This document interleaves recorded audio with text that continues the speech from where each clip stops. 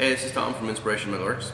I want to start out by thanking all of you for taking the time to watch the videos here. It's really amazing to me the community that we're in and all the good feedback we get back and forth.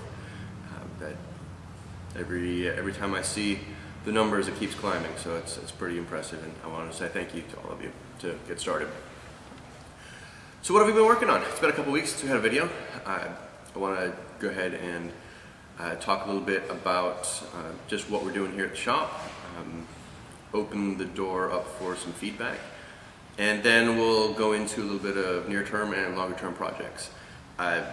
For today, one of the things I really wanted to talk about is just the format of the videos, what I do here, and make sure that I'm providing the kinds of things that you guys want to see.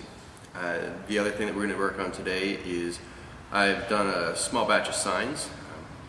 Went back through my inventory to figure out what I had and what I didn't have, and I need to restock on a few things. And I've had people ask about how I make these signs. So we'll start with the simple stuff. I'll show a little bit of what I do for just real simple wall hangings, interior kinds of signs. But I'll talk a little bit more about that, and then talk a little bit about what's coming. We'll go into some of the projects we've got coming up here next week, and the longer term projects that we've got going on. Like we've got the motorcycle build, we're working on some custom hubs for a race car. But next week's project will be a fire pit, so we'll get into that a little bit as well. So thanks again, and we'll keep it moving.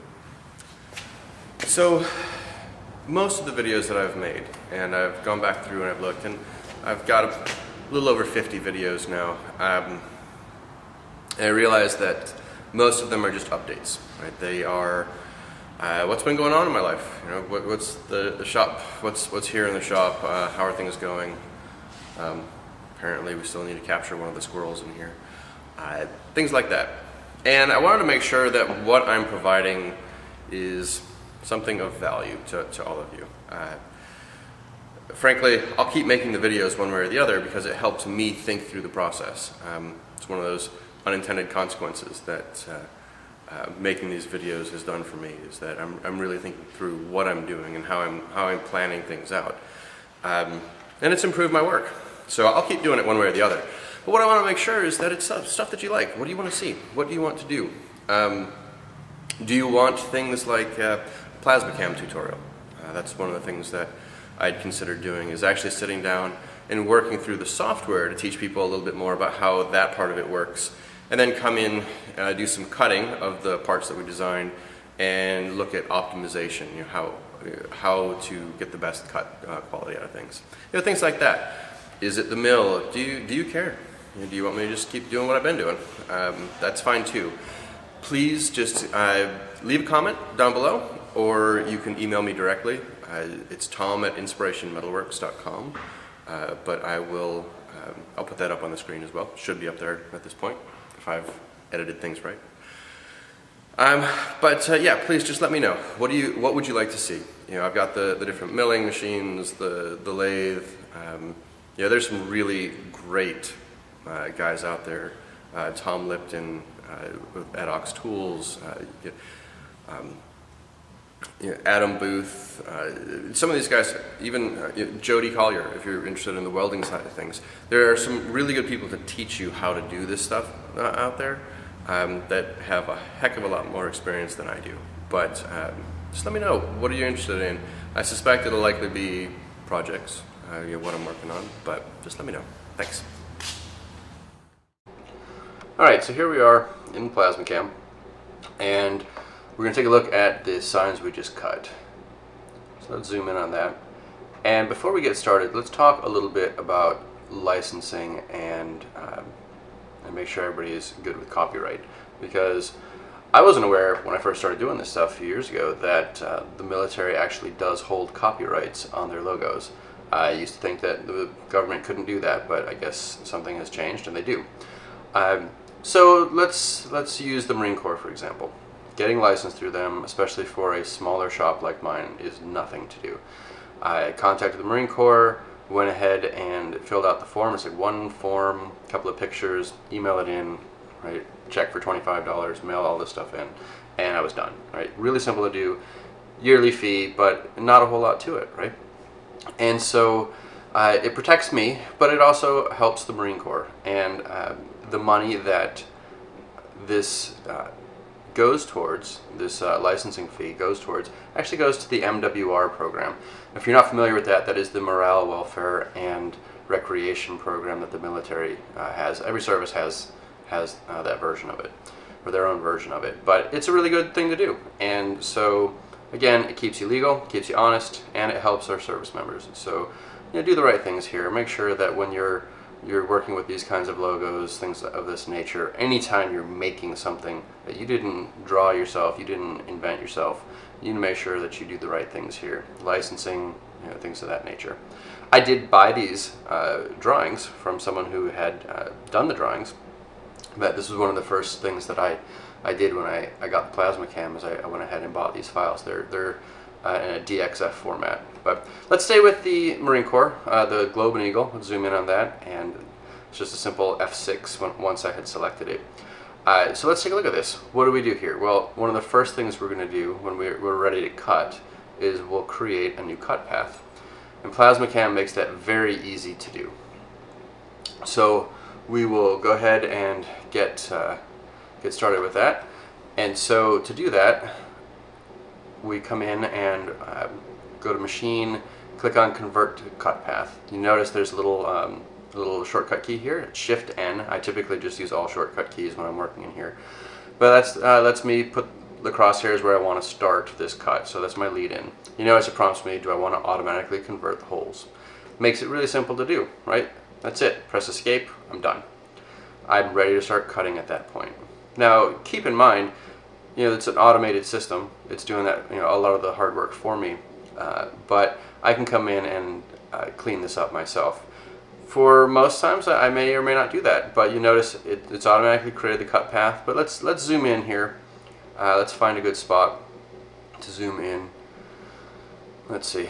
Right about here is good. I'll press the F1 key. It zooms to where my mouse is. And you'll see there's these little things in here. So I'm going to press the X key, and that lets me trim things out. And I just click on the stuff I want to trim out.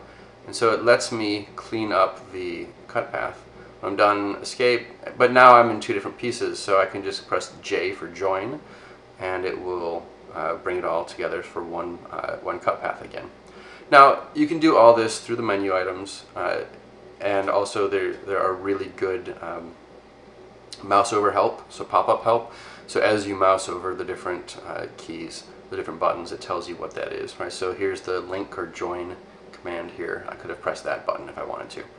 But knowing the shortcut keys makes PlasmaCam a whole lot easier to run. At this point we can cut, we're ready to go. I won't go into that. I did that. I've done plenty of videos on what it looks like cutting.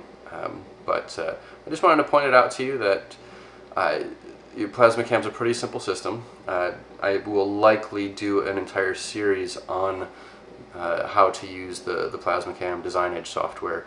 I do get contacted quite a bit online from people who are just getting started. There is a really nice tutorial built in with PlasmaCam, but sometimes it's nice to hear how other people do it. So from here, we'll go ahead and take a look at the pieces we've already cut and how we'll finish them off. Alright, so let's stay with the Marine Corps sign we did. So if you look closely at it, right here it is. You can kind of get a feel for what that looks like. And you can see at the top we get a little bit of blowback on there from the pierces. But the back is the important part. So if you take a look, you can kind of see got a little bit of dross on there. And the dross is the bit of melted metal that kind of falls over the edge as it's blowing past. And what I've noticed on mine is I probably don't have my plasma cutter perfectly square with the workpiece. I noticed that certain directions cut a little cleaner than other directions, which makes me think not only the swirl pattern that comes out of it, which does affect the direction of cut and how you do your cutting, but also if you're giving a little lead a certain direction, front, back, one side will cut a little better than the other. And so what we do is, after we're done cutting, right, we clean it off. Well, you can use You can use a small chipping hammer to do this, and see if I can get this in the video for you. It comes right off, right? There's not a whole lot to it, but obviously it doesn't scale real well. We want to do this quickly. So what I use is this wire cut brush. So that's what we'll do today, is we'll just knock that out real quick, and I'll show you what the finished product looks like before we go to paint, or powder coat in this case. Let's see.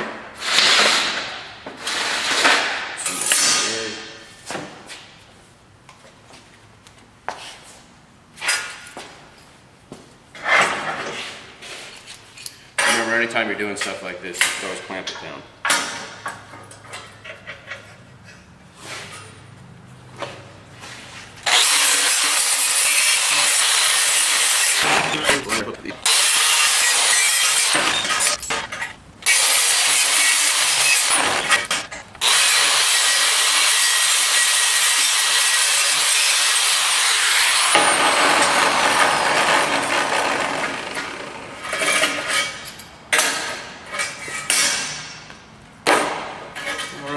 So that's it, and that's all there is to it.